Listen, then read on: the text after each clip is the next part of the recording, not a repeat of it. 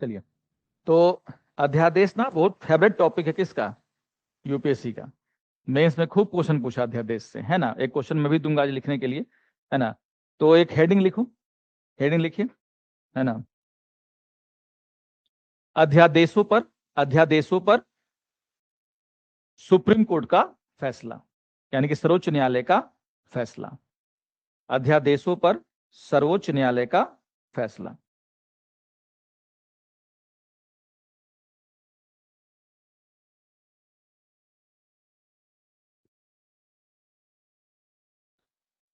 ठीक है ना। तो अध्यादेशों पर आप देखोगे कि जो पहला भिड़ंत जो है वो भारत सरकार और सुप्रीम कोर्ट के बीच में होता है आरसी कूपर के मामले में। आरसी कूपर बनाम भारत संघ का मामला वही था, 14 बैंकों के क्या करने का, राष्ट्रीयकरण का मामला। तो सरकार ने क्या किया ना, अध्यादेश के जरिए ही क्या किया था, है ना। बैंकों का राष्ट्रीयकरण किया, 14 बड़े बैंक, उनको रातों रात क्या कर दिया गया, उसका राष्ट्रीयकरण कर दिया गया, है ना, इंदिरा गांधी के समय में। ठीक है ना। तो इंदिरा गांधी का जो उस समय का निर्णय था उसको चैलेंज किया गया, कहां पर, सुप्रीम कोर्ट में। बोला गया कि इतना हड़बड़ी में जो है, इतना ये करके क्यों बैंकों का रातों रात क्या कर दिया गया, राष्ट्रीयकरण। तो अध्यादेश जो जारी किया गया है वो उसका इंटेंशन हमें सही नहीं लगता। खैर, आरसी के ऊपर के मामले में सुप्रीम कोर्ट ने वो जो बैंकों का राष्ट्रीयकरण के लिए जो अध्यादेश लाया गया था उसको खारिज तो नहीं किया, लेकिन वहां पर एक टिप्पणी कर रहा है कौन, सुप्रीम कोर्ट। सुप्रीम कोर्ट ये कह रहा है कि हमें लगता है कि आनन फानन में अध्यादेश ला करके बैंकों का जो राष्ट्रीयकरण किया गया है वो सिर्फ इसलिए किया गया ताकि सरकार नहीं चाहती थी कि संसद के अंदर इस तरह के कानूनों पर क्या हो, चर्चा हो। क्योंकि अध्यादेश ला रहे हैं ना, अध्यादेश ला रहे हैं। पहले अब अगर अध्यादेश नहीं लाते तो पहले इस तरह का बिल कहां पेश करना पड़ता, संसद में। फिर संसद में चर्चा होती, आपके इंटेंशन पर सवाल उठाया जाता कि क्यों आप प्राइवेट कंपनियों को क्या कर रहे हैं, सरकारी बना रहे हैं, आलोचना होती उसकी। तो कहीं ना कहीं सरकार ये नहीं चाहती थी कि इस तरह की चीजों को पहले क्या किया जाए, संसद में पेश किया जाए।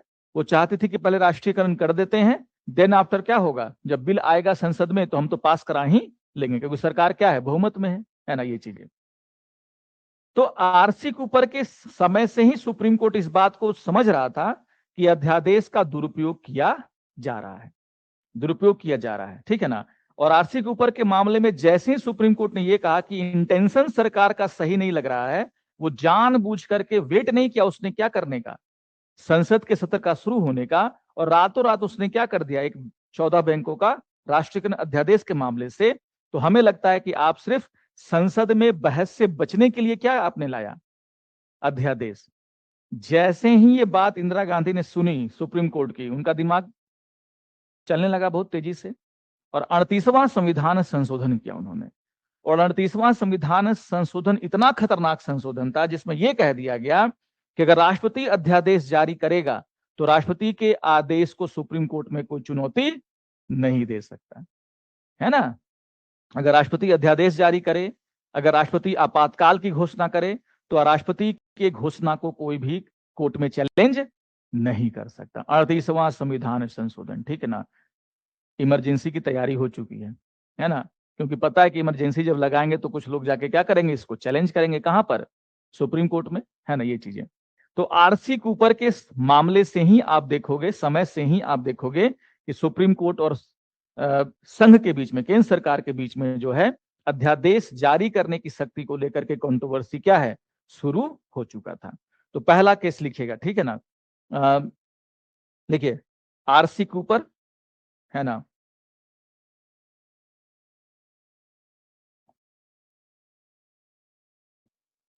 आरसी कूपर बनाम भारत संघ, बनाम भारत संघ, आरसी कूपर बनाम भारत संघ। मामला है ये 1970 का, ठीक है ना। आरसी कूपर बनाम भारत संघ, मामला कब का है, 1970 का, ठीक है ना। ठीक है। तो इस मामले में क्या था कि जो अध्यादेश जारी किया गया था 1969 में, जिसके जरिए बैंकों का क्या किया गया था, राष्ट्रीयकरण करने का प्रयास किया गया था, उसे चैलेंज किया गया था और उसकी जांच कर रहा है कौन? Supreme court. तो इसमें लिखो एक लाइन, देखो, इस मामले में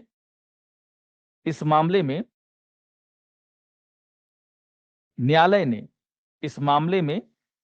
ने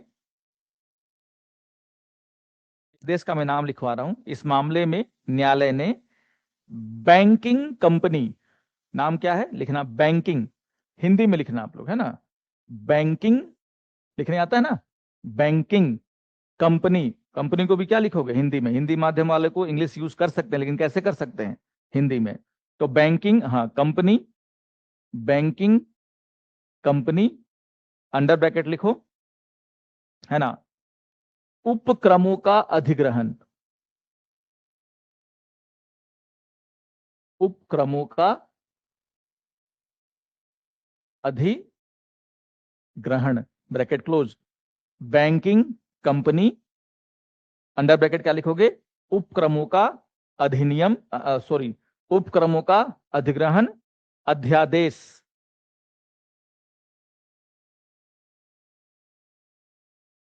अध्यादेश, है ना, 1969 अध्यादेश 1969। तो एक अध्यादेश था जिसको जारी किया गया था सरकार के द्वारा, ताकि बैंकों का क्या किया जा सके, राष्ट्रीयकरण किया जा सके। नाम क्या था? बैंकिंग कंपनी उपक्रमों का अधिग्रहण अध्यादेश 1969। की संवैधानिकता की जांच करते हुए, की संवैधानिकता की जांच करते हुए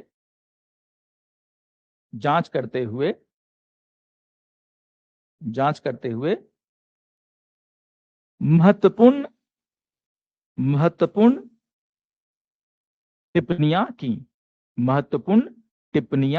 की, ठीक है। तो आरसी कूपर बनाम, है ना, भारत संघ का मामला पहला मामला है जहां पर टकराव हो रहा है किसके साथ?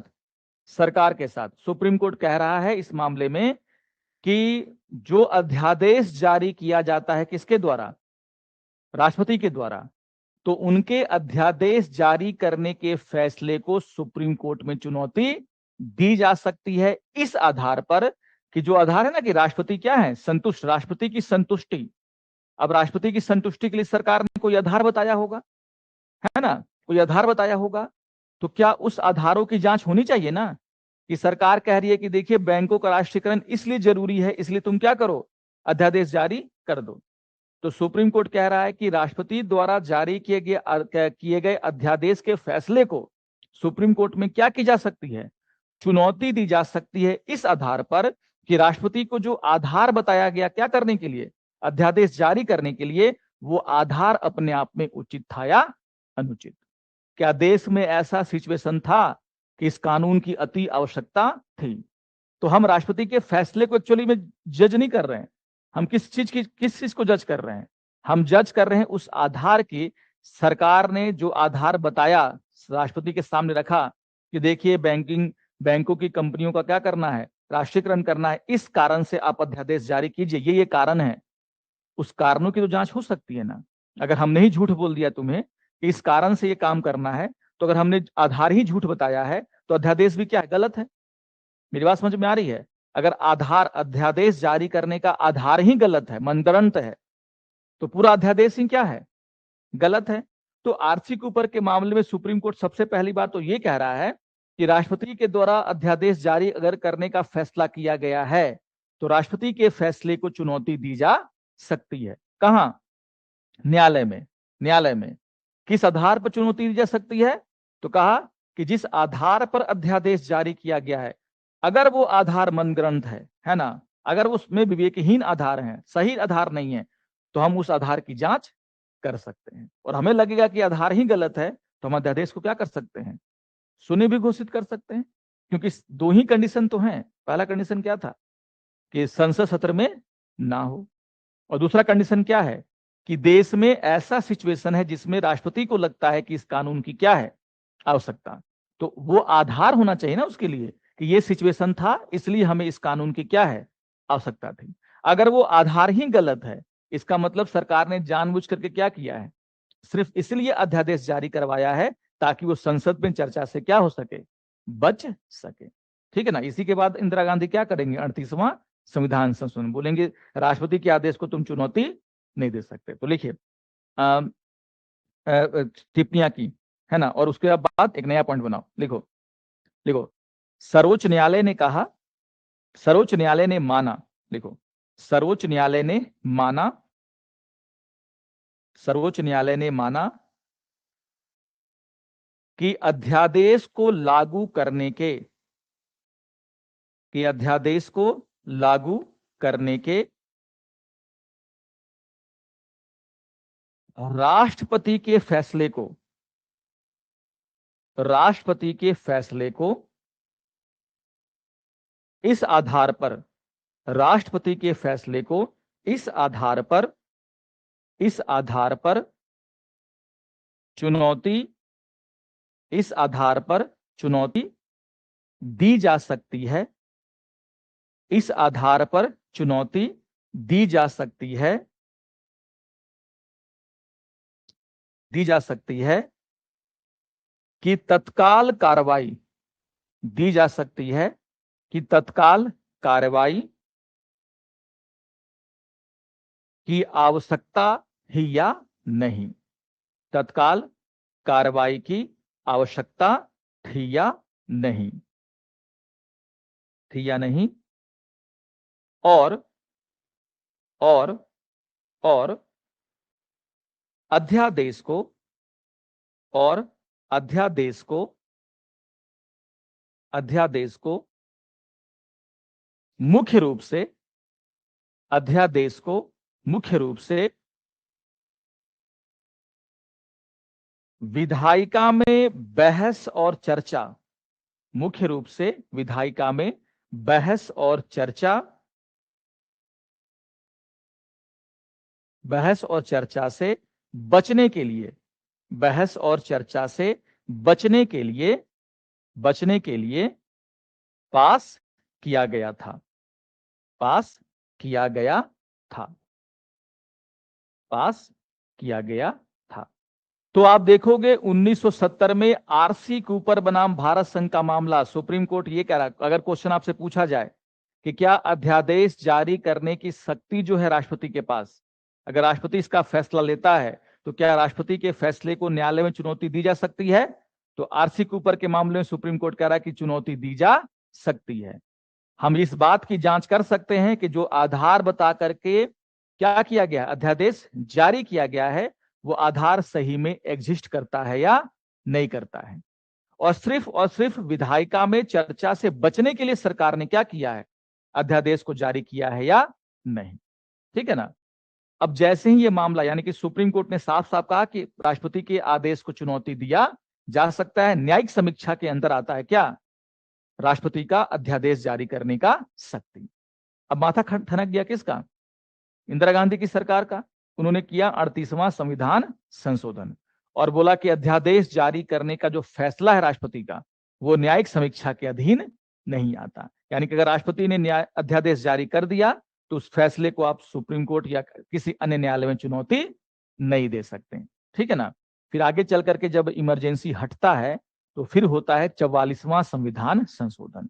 और 44वें संविधान संशोधन में जो 38वें संविधान संशोधन ने रोक लगाया था, उसको क्या किया गया, खारिज किया गया। यानी कि आज के टाइम में अगर आपसे कोई पूछ ले कि अध्यादेश जारी करने की शक्ति न्यायिक समीक्षा के अधीन आती है या नहीं आती है, तो आती है, क्योंकि 38वें ने रोक दिया था, लेकिन 44वें ने फिर से क्या किया, उसको बहाल किया।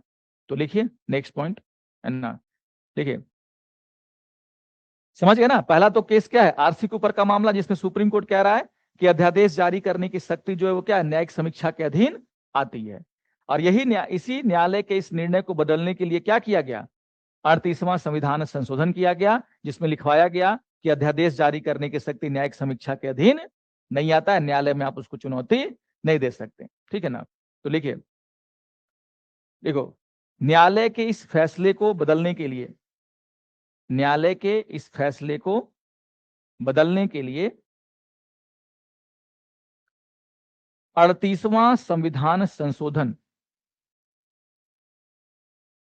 38वां संविधान संशोधन, 38वां संविधान संशोधन अधिनियम 1975। 38वां संविधान संशोधन अधिनियम 1975 1975 के माध्यम से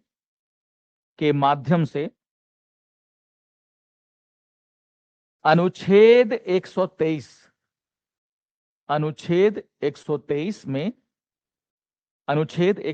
में एक नया खंड, अनुच्छेद 123 में एक नया खंड शामिल किया गया, एक नया खंड शामिल किया गया, जिसमें कहा गया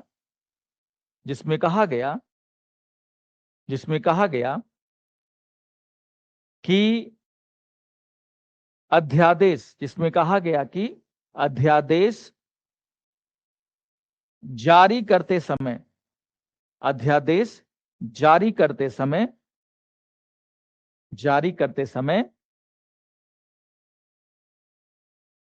राष्ट्रपति की संतुष्टि, जारी करते समय राष्ट्रपति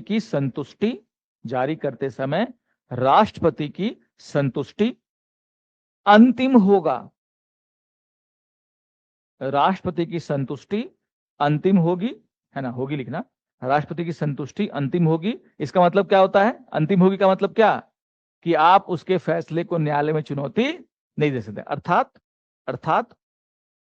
अर्थात किसी भी आधार पर किसी भी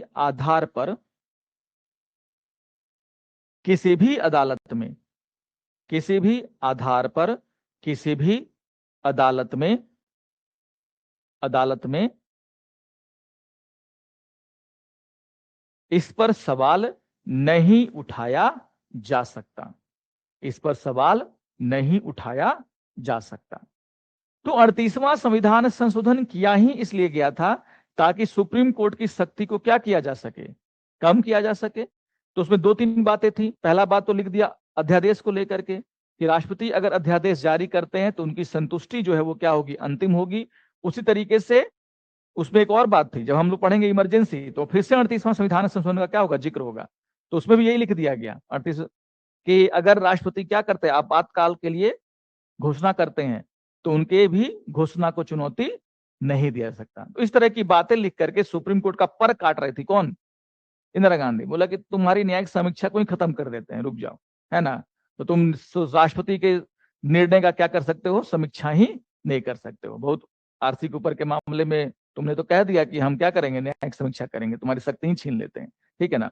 बाद में इमरजेंसी लगा, जब इमरजेंसी हटा तो कौन सा संविधान संशोधन किया गया, 44वां संविधान संशोधन, है ना। और उसके द्वारा फिर से जो 38वां संविधान संशोधन से रोक लगाया गया था न्यायिक समीक्षा पर, उसको फिर से क्या किया गया, बहाल किया गया। तो लिखो नेक्स्ट पॉइंट,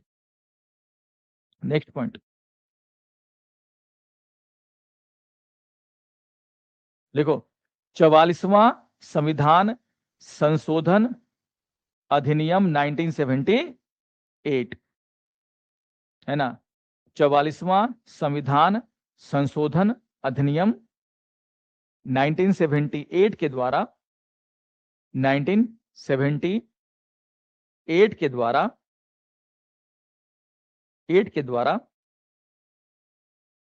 38वें संविधान संशोधन के जरिए 38वें संविधान 44वां संविधान संशोधन 1978 के द्वारा 38वें संविधान संशोधन के जरिए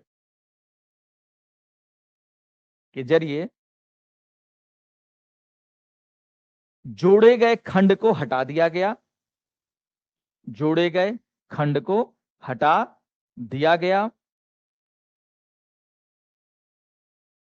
जिसके कारण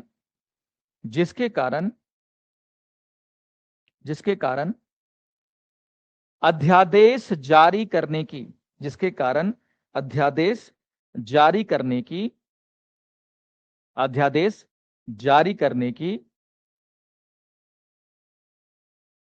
राष्ट्रपति के फैसले की, अध्यादेश जारी करने के राष्ट्रपति के फैसले की,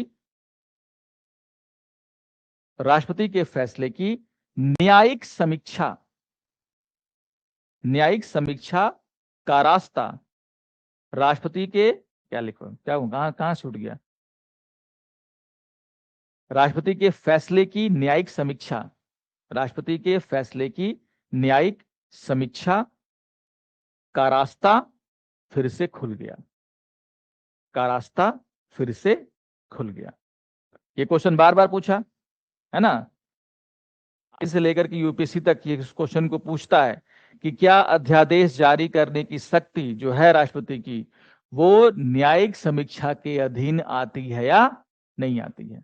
तो क्या है, न्यायिक समीक्षा के अधीन आती है। सबसे पहले सुप्रीम कोर्ट ने इसकी व्याख्या की अनुच्छेद 123 की आरसी कूपर के मामले में।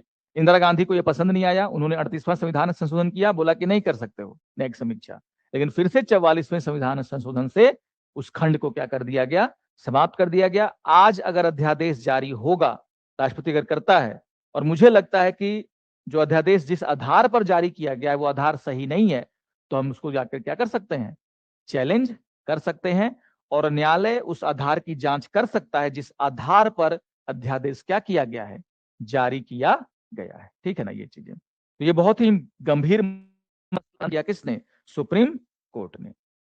ठीक है ना, आओ एक और लिखो, न्यायिक, नहीं 44वां इंदिरा गांधी नहीं किया था, 44वां किसने किया, मोरारजी देसाई की सरकार ने किया था।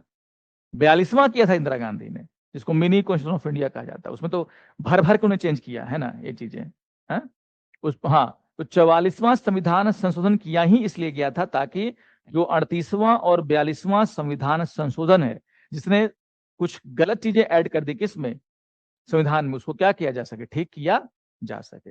हर चीज को नहीं हटाया गया है, जो ठीक नहीं था बस उसी को क्या किया गया था। जैसे ये चीज अच्छा नहीं है ना कि किसी भी, देखो राजा का शासन यहाँ पर नहीं है कि राजा ने फैसला ले लिया तो उसकी न्यायिक समीक्षा नहीं होगी। सुप्रीम कोर्ट साफ साफ कह रहा है कि इस देश में किसी के भी निर्णय की क्या हो सकती है, न्यायिक समीक्षा हो सकती है, क्योंकि संविधान ऊपर है, कोई व्यक्ति ऊपर नहीं है। तो किसी व्यक्ति के आदेश की, अब किसी व्यक्ति के आदेश में जो आधार है अगर वो गलत है तो उसको भी हम क्या करेंगे, शून्य घोषित कर देंगे। तभी तो आज अध्यादेश का दुरुपयोग क्या हुआ है, रुका है। ठीक है ना, ये चीजें। एक और लिखिए, सबसे इंपॉर्टेंट केस लिखिए, डीसी वाधवा, एक केस लिखिए, डीसी वाधवा।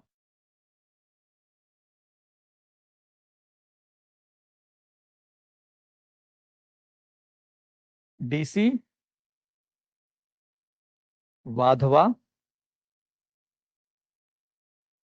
वाधवा बनाम, डीसी वाधवा बनाम बिहार राज्य, है ना, आ गया हमारा बिहार, है ना, बिहार राज्य। मामला कब का है, 1987 का, 1987 का। डीसी वाधवा बनाम, है ना, बिहार राज्य, मामला कब का है, 1987 का। यही वो मामला है। देखिए बिहार में कहा जाता है कि 1967 से लेकर के 1981 के बीच में, है ना, 1967 से लेकर के 1981 के बीच में जो है, आप देखोगे 256 बार अध्यादेश क्या किया गया, जारी किया गया। आप समझ रहे हैं, एक राज्य में जो है किसी कानून को लागू करने के लिए 256 बार से ज्यादा क्या किया जा रहा है, अध्यादेश जारी किए जा रहे हैं। तो ये 1967 से लेकर के 1981 कितना साल हुआ, 70-80 मतलब 14 साल। 14 सालों में तुमने कितनी बार अध्यादेश जारी किए, 256 बार। और उसमें से कुछ तो ऐसे अध्यादेश थे जो एक एक कानून को कई सालों से क्या कर रहे थे, अध्यादेश के जरिए लागू कर रहे थे। किसी ने चैलेंज कर दिया कि भैया इतना अध्यादेश, है ना, इधर अंबेडकर जी कह रहे हैं कि डेड लेटर है, कभी कभी इसका उपयोग करना, और यहां पर एक राज्य ही क्या कर रहा है, 14 सालों में 256 बार से ज्यादा क्या कर रहा है ना, अध्यादेश। अब यहां पर इस बात का समीक्षा कर रहा है कौन? Supreme court. अब सुप्रीम कोर्ट यहां पर डीसी वाधवा के मामले में सख्त टिप्पणी करता है कि अध्यादेश अगर आप फ्रिक्वेंटली जारी कर रहे हैं तो आप सीधे सीधे विधायिका का क्या कर रहे हैं? अपमान। संसद बनाया गया ना कानून बनाने के लिए, संसद में कानून बनाओ, है कि नहीं? विधानसभा में कानून बनाओ। विधानसभा काहे बनाया गया? विधानसभा कानूनी बनाने के लिए ना है, जनता के चुने प्रतिनिधि। और तुम अगर अध्यादेश बार बार जारी कर रहे हो तो तुम क्या कर रहे हो? विधानसभा का एक तरीके से अपमान ही तो कर रहे हो, उसका उल्लंघन कर रहे हो ना। कानून बनाने की प्रक्रिया का तुम सीधे सीधे क्या कर रहे हो? उल्लंघन। तो उन्होंने कहा कि बार बार एक ही विषय पर अध्यादेश जारी करना क्या है? संविधान का उल्लंघन है। दूसरा बोला कि अगर अध्यादेश जारी किया जा रहा है तो उसके लिए आधार होने चाहिए, और हम क्या कर सकते हैं? आधार की समीक्षा कर सकते हैं, और अगर आधार सही नहीं हुआ तो हम अध्यादेश को क्या कर देंगे? शून्य घोषित कर देंगे। इसीलिए अध्यादेश जारी करने से पहले ठोस आधार लेकर के आओ पहले, ठीक है ना? तो अगर तुमने आनंद फानंद में क्या जारी किया है? अध्यादेश, और किसी ने न्यायालय में उसको क्या कर दिया? चैलेंज तो कर ही सकते हैं। और हम अध्यादेश की क्या करेंगे? आधारों की जांच करेंगे, और अगर हमें आधार मनगढ़ंत पाए गए, विवेकहीन पाए गए, है ना, तो हम क्या कर सकते हैं? अध्यादेश को शून्य घोषित कर सकते हैं।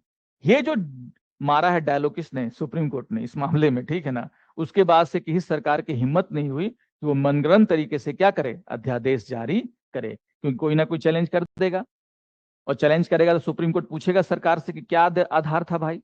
तो आधार क्या बताइएगा? कि हमको मन सपना आया रात में माता जी का कि उठो और ये कानून लागू कर दो, तो हम लागू कर दिए। तो सुप्रीम कोर्ट क्या बोलेगा? मानसिक रूप से विक्षिप्त लगते हो तुम, है कि नहीं? ये चीजें है ना, ऐसे थोड़ी ना। कानून लागू करने के पीछे क्या होना चाहिए? ठोस आधार। अगर ठोस आधार है तो बताइए, नहीं है तो इसका मतलब आपने क्या किया? अपनी शक्ति का दुरुपयोग, खत्म करेंगे इस अध्यादेश को, है ना। ये चीजें तो लिखो, है ना। देखो, देखो इस मामले में, इस मामले में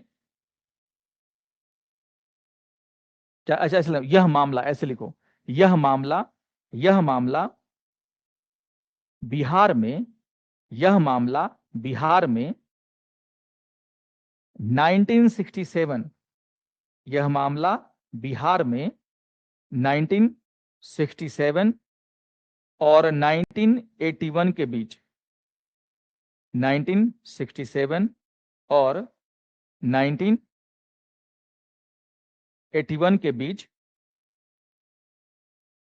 200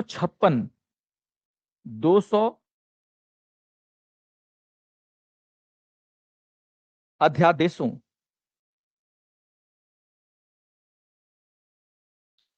256 अध्यादेशों को लागू करने से संबंधित था,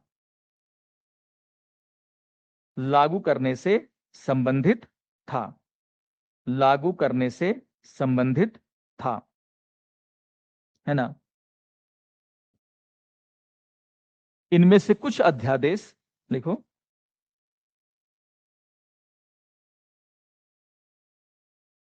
इनमें से कुछ अध्यादेश ऐसे थे, इनमें से कुछ अध्यादेश ऐसे थे जिन्हें 10 से अधिक वर्षों तक, जिन्हें 10 से अधिक वर्षों तक जीवित रखा गया, जिन्हें 10 से अधिक वर्षों तक जीवित रखा गया, जीवित रखा गया। और ये एक वो दौर था जिसमें बिहार सरकार को जंगल राज नहीं बोलते थे, बिहार सरकार को क्या बोलने लगे लोग? अध्यादेश राज चल रहा है वहां पर। क्या चल रहा है? अध्यादेश राज। मतलब बिहार की सरकार जो है क्या कर रही है? विधानसभा से कानून पास नहीं कर रही है, सबको कैसे लागू कर रही है? अध्यादेश के जरिए। तो टिप्पणी की गई कि मुझे लग रहा है कि वहां पर क्या है, किसी सरकार का राज नहीं चल रहा है। किसका राज चल रहा है? अध्यादेश राज। तो लोग टिप्पणी करते थे अध्यादेश राज है। कहां पर? जंगल राज तो बाद में हुआ 90 के दौर में। उससे पहले बिहार में कौन सा राज था? अध्यादेश। 11 वर्षों में 256 क्या कर रहे हो, है ना? अध्यादेश जारी कर रहे हो। 10 वर्षों तक क्या रख रहे हो? अध्यादेश को जीवित, बार बार 6 महीना करके, ठीक है ना। ये चीजें तो सुप्रीम कोर्ट ने कहा कि हमें लगता है कि बिहार में, है ना, किसी सरकार का राज नहीं है। किसका राज है? अध्यादेश राज चल रहा है, ठीक है ना, जो कि सही नहीं है, ठीक है ना, जीवित रखा गया, ठीक है ना, फुल स्टॉप कर दो। अब निर्णय क्या दिया सुप्रीम कोर्ट ने, लिखिए, है ना, सेकंड पॉइंट बनाओ इसमें। देखो इस मामले में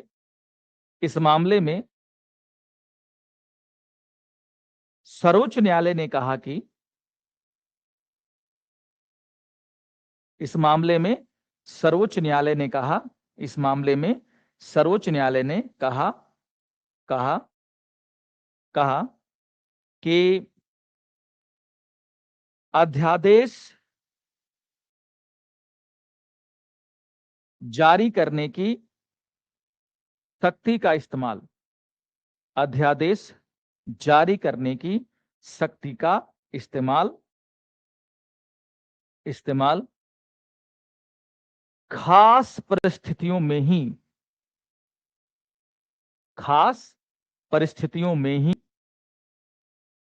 किया जाना चाहिए।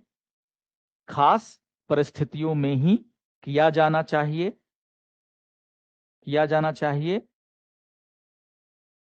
ना कि खास परिस्थितियों में ही किया जाना चाहिए ना कि विधायिका के कानून बनाने की शक्ति ना कि विधायिका के कानून बनाने की शक्ति के विकल्प के रूप में ना कि विधायिका के कानून बनाने की शक्ति के विकल्प के रूप में किया जाना चाहिए। तो विधायिका है ना, विधायिका और क्या होती है, कार्यपालिका। मान लो कार्यपालिका का मतलब सरकार है ना, कार्यपालिका का मतलब हम क्या बोलते हैं, सरकारों से जुड़े हुए अंग। विधायिका का मतलब क्या है, संसद। तो कानून बनाना किसका काम था, कानून बनाना किसका काम है, संसद का काम है, विधायिका का काम है। और कानून को लागू करना किसका काम होता है, कार्यपालिका का। यहां पर सरकार जो कार्यपालिका वो क्या कर रही है, एक्चुअली में विधायिका के काम को ओवरटेक कर ले रही है। कानून संसद से बनने चाहिए, लेकिन तुम यहां पर क्या कर रहे हो, राज्यपाल के माध्यम से कानून को लागू करवा दे रहे हो। तुम विधायिका जा ही नहीं रहे हो संसद में, तुम विधानसभा में तुम जा ही नहीं रहे हो, तुम क्या कर रहे हो, राज्यपाल के जरिए एक कानून को 10 वर्षों से लागू किए हुए हो, है ना। जबकि होना क्या चाहिए, उस कानून की चर्चा कहां होनी चाहिए, विधानसभा में होनी चाहिए, संसद में होनी चाहिए, संसद उसको पास करे, एक प्रक्रिया के जरिए वो कानून क्या हो, देश में लागू हो। सुप्रीम कोर्ट कह रहा है कि अगर आप लंबे लंबे समय तक अध्यादेश जारी करोगे, एक कानून को लागू करोगे, और आप पेश नहीं कर रहे उसको कहां पर, विधानसभा में, तो ये सीधे सीधे क्या है, राजनीतिक इच्छाओं की पूर्ति के लिए तुम ऐसा कर रहे हो। तुम एक्चुअली में विधायिका के का क्या कर रहे हो, अपमान कर रहे हो, उसके कार्य को तुमने क्या कर लिया, ओवरटेक कर लिया, ठीक है ना।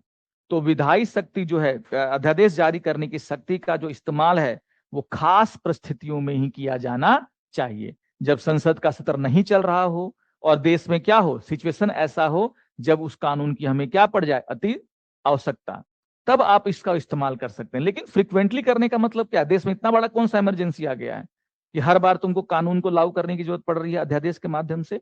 तो आप विधायिका के शक्तियों को बाईपास करके एक कानून को अध्यादेश के जरिए लंबे समय तक जारी नहीं रख सकते। कौन कह रहा है, सुप्रीम कोर्ट। अगर तुम्हें कानून की बहुत आवश्यकता है तो चुपचाप विधानसभा में पेश करो, पास करवाओ उसको, वहां से राज्यपाल से साइन करवाओ और लागू कर दो बिहार सरकार राज्य में। क्या जरूरत है बार बार अध्यादेश लाने की।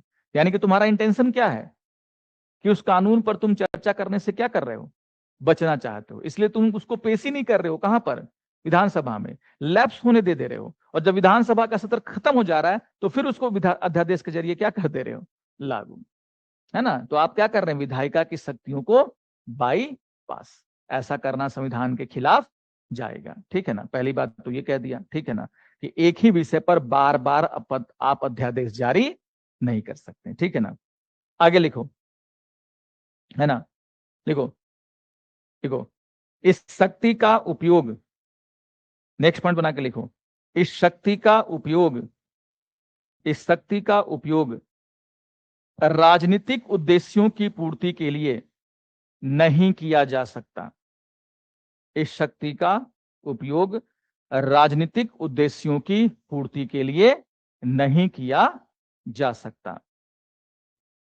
राजनीतिक उद्देश्यों की पूर्ति के लिए नहीं किया जा सकता, नहीं किया जा सकता। बात समझ में आई? ठीक है ना, नहीं किया जा सकता। ठीक, तीसरा पॉइंट लिखिए, है ना। ठीक है, देखो, कोर्ट ने तर्क दिया, कोर्ट ने तर्क दिया कि अगर अध्यादेश बनाने, कोर्ट ने तर्क दिया कि अगर अध्यादेश जारी करना, ऐसे लिखो, अगर अध्यादेश जारी करना, अगर अध्यादेश जारी करना आम चलन बना दिया जाए, आम चलन बना दिया जाए,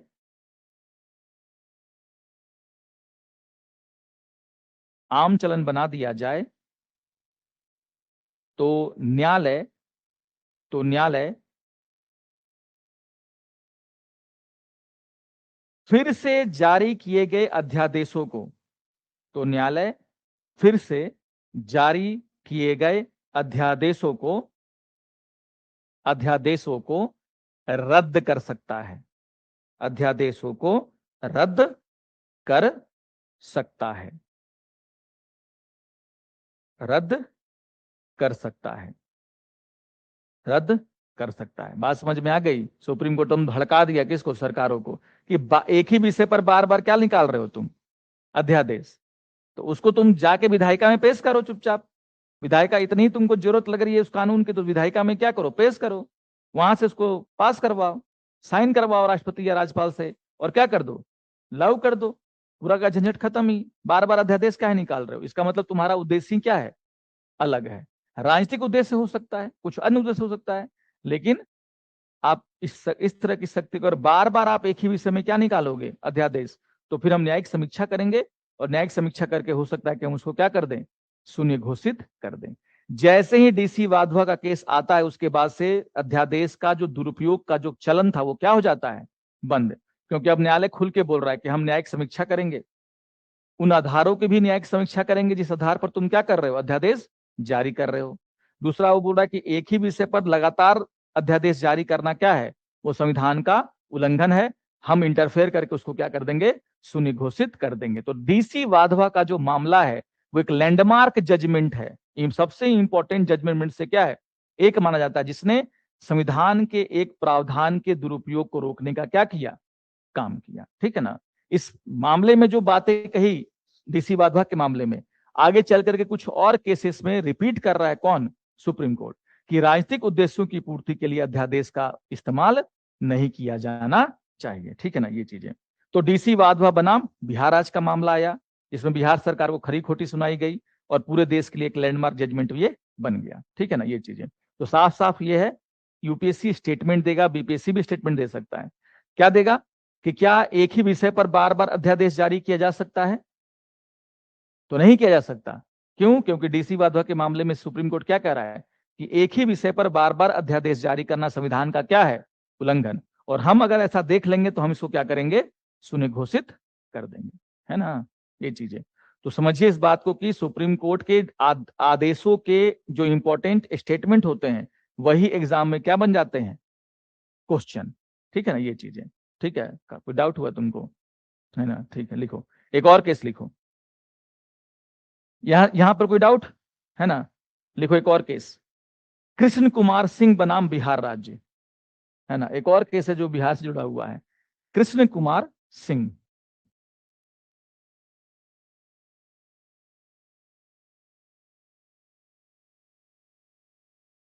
बनाम बिहार। कहीं तो आया हमारा राज्य का नाम कि नहीं? है ना। तो कृष्ण कुमार सिंह बनाम बिहार राज्य, 2017 का ये मामला है। ठीक है ना, ये चीजें हैं, है ना। तो यहां पर भी आप देखोगे, ठीक है ना, फिर से इस बात को दोहरा रहा है कि आपात परिस्थितियों में ही, खास परिस्थितियों में ही अध्यादेश को क्या किया जा सकता है, जारी किया जा सकता है। फिर यहां पर भी यही कहा गया, ठीक है ना, कि अगर मान लीजिए है ना, अगर आप विधायिका में बिना पेश किए, है ना, अध्यादेश को बार बार क्या कर रहे हैं, जारी कर रहे हैं, तो इसका मतलब आपका इंटेंशन क्या है, राजनीतिक है, कोई देश का भला बुला करने का आपका कोई चांस नहीं है, ठीक है ना। तो ऐसे मामलों में फिर हम इंटरफेयर करेंगे और उसको क्या कर सकते हैं, शून्य घोषित कर सकते हैं। यानी कि डीसी वाधवा के मामले में जो सुप्रीम कोर्ट ने डिसीजन दिया था उसको रिपीट किया जा रहा है किस मामले में, कृष्ण सिंह बनाम बिहार राज्य के मामले में। तो एक लाइन में लिख लो, है ना, ठीक है। तो यहां पे लिख लो कि इस मामले में भी न्यायालय ने कहा कि अध्यादेश जारी करने की शक्ति, न्यायालय ने कहा कि अध्यादेश जारी करने की शक्ति, अध्यादेश जारी करने की शक्ति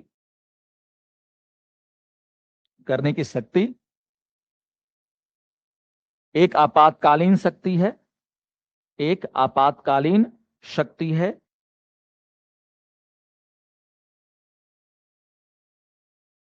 है, जिसका उपयोग बार बार नहीं किया जाना चाहिए, जिसका उपयोग बार बार नहीं किया जाना चाहिए, है ना, नहीं किया जाना चाहिए, ठीक है। तो सीधी सी बात है, हमारा संविधान तो अध्यादेश को जारी करने के लिए कोई लिमिट नहीं लगाता, आप कितनी ही बार क्या कर सकते हैं, अध्यादेश को जारी कर सकते हैं। लेकिन सुप्रीम कोर्ट ने कहा कि एक ही विषय पर लगातार अध्यादेश जारी हो रहा है और विधायिका में आप कानून पेश नहीं कर रहे हो, तो ये चीज चलन जो है वो क्या है, रोकना पड़ेगा, और ये चलन सही नहीं है कि आप विधायिका को में पेश किए बिना बाईपास करके आप क्या कर रहे हैं, बार बार, है ना, अध्यादेश जारी कर रहे हैं। तो एक और लाइन लिखो, ठीक है ना, लिखो, है ना, लिखो, अदालत ने स्पष्ट किया, अदालत ने स्पष्ट किया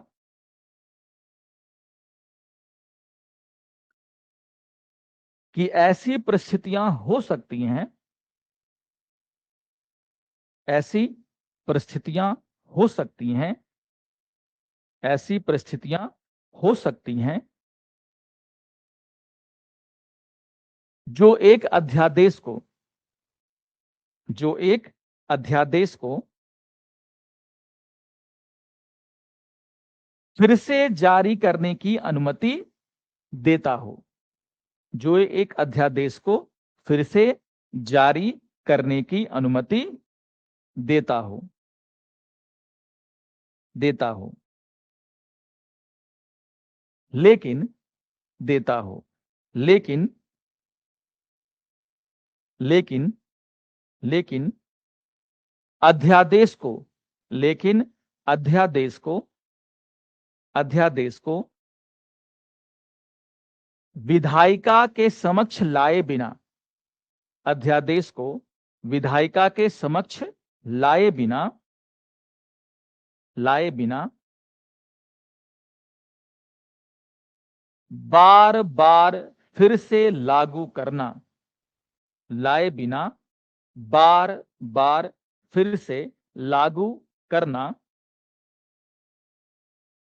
लागू करना असंवैधानिक होगा, असंवैधानिक होगा, असंवैधानिक होगा, ठीक है ना। ये सीधी सी बात है। अनुच्छेद 123 क्या कह रहा था कि जब अध्यादेश तुम जारी करोगे तो उसका जो अगला सत्र होगा उसमें तुमको इसको क्या करना होगा, पेश करना होगा, और 6 सप्ताह के अंदर क्या कर लो इसको, क्या कर लो इसको, यहां से पास करा लो, यही ना नियम कह रहा था। लेकिन तुम क्या कर रहे हो, अध्यादेश जारी कर रहे हो, विधायिका के समक्ष तुम पेश नहीं कर रहे हो, है ना, ठीक है, लैप्स होने दे रहे हो उसको, और फिर जब संसद का सत्र खत्म हो जा रहा तो फिर इसको लागू कर दे रहे हो। फिर विधायिका में पेश करने का समय आया, तुमने पेश नहीं किया, लैप्स कर दिया किसको, अध्यादेश को, और फिर जब संसद का सत्र खत्म हो गया तुम फिर से क्या कर दे रहे हो, अध्यादेश जारी। तभी तो ऐसा सा कर करके लंबे लंबे समय तक क्या किया गया, अध्यादेश को जारी रखा गया। ये करना बिल्कुल क्या है, असंवैधानिक है। मेरी बात समझ में आ रही है, सोनू कुमार, है ना। तो अध्यादेश को आप एक से ज्यादा बार जारी कर सकते हैं, न्यायालय भी ये मान रहा है, लेकिन वो ये क्या कह रहा है कि विधायिका में बिना पेश किए बार बार एक ही विषय पर अध्यादेश क्या करना, जारी करना, ये संविधान का क्या है, उल्लंघन है। तुम्हें अगर कानून की अति आवश्यकता है, तुमने अध्यादेश अभी जारी किया, अगला सत्र शुरू होगा, चुपचाप उसको पेश करो उसमें और पास करा करके देश में क्या कर दो, लागू। लेकिन तुम वो रास्ता नहीं अपना रहे हो, तुम क्या कर रहे हो, विधायिका में पेश ही नहीं कर रहे हो और बाद में उसको क्या कर दे रहे हो, लागू। ये जो चीजें हैं वो क्या है, असंवैधानिक। और ये डीसी वाधवा का मामला था, इसको लैंडमार्क जजमेंट कहा जाता है, जिसने आगे चल करके अध्यादेश के दुरुपयोग को क्या किया, पूरी तरीके से रोक लगा दी। आज के टाइम में अध्यादेश सरकारें फ्रिक्वेंटली जारी नहीं करती, क्योंकि अगर करेंगी तो सुप्रीम कोर्ट का रास्ता क्या है, खुला हुआ है और सुप्रीम कोर्ट के सामने आपको जवाब देना पड़ेगा कि आप अध्यादेश इतना ज्यादा क्यों ला रहे हैं, ठीक है ना, ये चीजें। तो ये था पूरा कहानी किसका, अध्यादेश का, ठीक है ना। तो अध्यादेश पूछा जा सकता है यूपीसी में, मान लो मेंस में क्वेश्चन आ गया कि अध्यादेश को बार बार लागू, एक क्वेश्चन में दे रहा हूं उसी इसे जुड़ा हुआ, कि अध्यादेश को बार बार जारी करना क्या संविधान की भावनाओं का उल्लंघन है, टिप्पणी कीजिए। तो आपको बताना पड़ेगा ना कि अध्यादेश क्या होता है, अध्यादेश किन परिस्थितियों में जारी किया जाना चाहिए, और अध्यादेश अगर बार बार लागू होगा तो क्या उसके नुकसान होंगे। तो अध्यादेश अगर बार बार लागू होगा तो क्या नुकसान होगा, क्या नुकसान होगा कि एक बिल पर जो चर्चा होनी चाहिए थी संसद के अंदर वो नहीं हो पाएगी, यही ना होगा। अरे अध्यादेश आप बार बार लागू करेंगे एक ही विषय पर तो क्या हो रहा है, अध्यादेश को आप लागू पेश नहीं कर रहे, उस कानून को आप संसद के सामने पेश नहीं कर रहे हैं। तो संसद के सामने अगर आप पेश नहीं करेंगे तो क्या हानि होने वाली है कि उस विधेयक में जो गलत बातें हैं, जो हानिकारक बातें हैं, वो जनता के सामने कभी आएगा ही नहीं। यानी कि लोकतंत्र में जो एक प्रक्रिया होती है कानून बनाने की, जिसमें बहुत मुख्य हिस्सा क्या है कि संसद में उस पर चर्चा होनी चाहिए, गहन विचार विमर्श होना चाहिए, वो हो नहीं पाएगा, है ना। तो पहला हानि तो क्या है कि एक बिल पर जो चर्चा होनी चाहिए, है ना, वो चर्चा क्या हो जाएगी, कम हो जाएगी। जब चर्चा कम होगी तो बिल में क्या गड़बड़ी है, क्या कमियां हैं, वो देश के सामने आ नहीं पाएगा।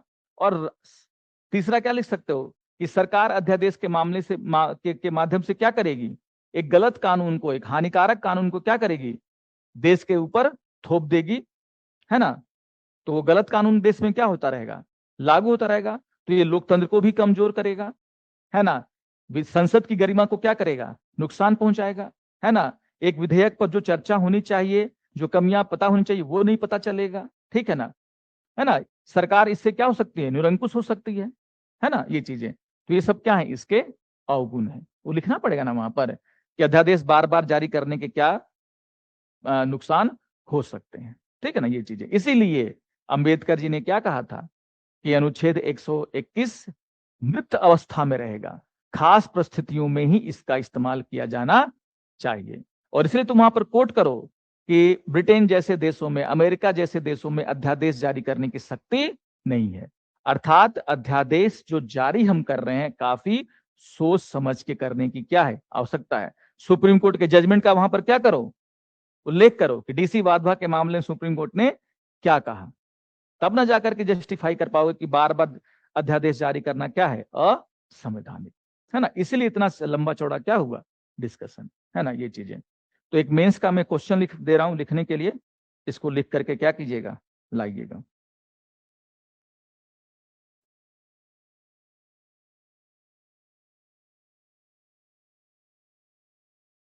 क्वेश्चन लिखिए,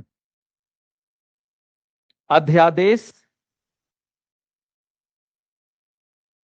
को बार बार जारी किया जाना, अध्यादेश को बार बार जारी किया जाना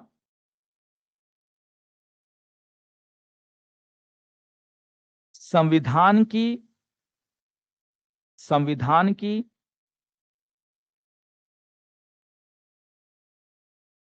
लोकतांत्रिक संरचना, संविधान की लोकतांत्रिक संरचना पर एक प्रहार है, लोकतांत्रिक संरचना पर एक प्रहार है, लोकतांत्रिक संरचना पर एक प्रहार है, फुल स्टॉप। आलोचनात्मक विश्लेषण कीजिए।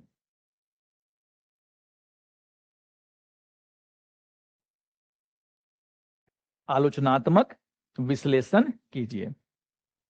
150 शब्द, ठीक है ना। क्या लिखिएगा? 150 शब्द। 150 शब्दों में इसका उत्तर आपको लिखना है। तो सीधी सी बात है, सबसे पहले क्या करोगे? अनुच्छेद 123 की व्याख्या कि अनुच्छेद 123 दो परिस्थितियों में दो शर्तों को पूरा करने पर क्या करता है? अध्यादेश जारी करने की शक्ति देता है। दोनों सत्र आपको पता है, शर्त पता है कि एक तो संसद सत्र में ना हो और दूसरा कि ऐसी परिस्थितियां हो कि राष्ट्रपति संतुष्ट हैं कि इस कानून की क्या है आवश्यकता। उसके बाद आप चर्चा करेंगे इस बात की कि अध्यादेश को लागू करने की शक्ति क्यों प्रदान की गई। वहां पे लिखिए कि चूंकि हमारा संसद का सत्र सालों भर नहीं चलता, तो ऐसी परिस्थितियां हो सकती हैं जब संसद सत्र में ना हो तो हमें एक कानून की क्या पड़ सकती है आवश्यकता, और ऐसी परिस्थितियों में अध्यादेश के जरिए हम क्या कर सकते हैं? देश में वो कानून लागू कर सकते हैं। लेकिन अध्यादेश का दुरुपयोग भी हो सकता है, और अध्यादेश के दुरुपयोग करने का एग्जाम्पल दीजिए, जैसे बिहार राज्य फेमस है कि नहीं ये चीजें। अध्यादेश बार बार जारी करने के क्या नुकसान हो सकते हैं, इसकी चर्चा कीजिए। सुप्रीम कोर्ट की टिप्पणी को वहां पर क्या कीजिए, कोर्ट कि सुप्रीम कोर्ट ने अध्यादेश को लेकर के क्या कहा। उसमें मैंने दो लिखवा दिए हैं। आरसी कूपर का मामला लिख दीजिए, उसमें शॉर्ट में लिखना है कि आरसी कूपर बनाम भारत संघ के मामले में सुप्रीम कोर्ट ने कहा कि अध्यादेश जारी करने की राष्ट्रपति की शक्ति न्यायिक समीक्षा के क्या आती है, अधीन आती है ना। डीसी वाधवा के मामले में सुप्रीम कोर्ट ने क्या कहा कि बार बार अध्यादेश जारी करना क्या है, संविधान का उल्लंघन है। ठीक है ना। ये चीजें आगे की राह बताते हुए क्या कीजिए, अंत आगे की राह क्या हो सकती है कि इसके, देखिए संविधान में अनुच्छेद 123 क्यों शामिल किया गया? क्योंकि ऐसी परिस्थितियां देश के सामने आ सकती हैं जब हमें एक कानून की तत्काल क्या पड़ जाए आवश्यकता। तो संयमित रहते हुए और लोकतांत्रिक प्रक्रिया को बिना बाधित किए हुए, विधायिका के सम्मान को बनाए रखते हुए क्या करना है? अध्यादेश जारी करने का होना, जारी किया जाना चाहिए, है ना। ये चीजें आगे की राह बताते हुए क्या कर दिया आपने, इसका अंत। सब कुछ आपके सामने है। बैठिए, सोचिए 1-2 घंटा की क्या लिखना है और अच्छे से आंसर राइटिंग कीजिए। ठीक है ना। आंसर राइटिंग करने के लिए जितना कंटेंट आपके पास होना चाहिए उससे ज्यादा कंटेंट आपको मैंने अध्यादेश में दे दिया है। ठीक है ना। ये चीजें तो सोचिएगा इसको और लिखने का क्या कीजिएगा, प्रयास। ठीक है ना। ये चीजें इस बार का टेस्ट जो होगा उसमें आएगा आपका क्या, राष्ट्रपति उसकी बता ही दिया था मैंने। ठीक है ना। तो ये सारी शक्तियां उस समय पूछी जाएंगी। बाकी आपका कॉपी चेक हो गया, अगर आज मिल नंबर बैठा दिया गया तो हम कल दे देंगे तुम लोग को। ठीक है ना। ये चीजें चलो, तो आज के लिए इतना ही रखते हैं, है ना। एक और बहुत बड़ी शक्ति बच गई है, पार्डनिंग पावर वाला, वो कल हम लोग कर लेंगे। ठीक है ना। ये चीजें कोई डाउट, कोई तक, कोई सुबह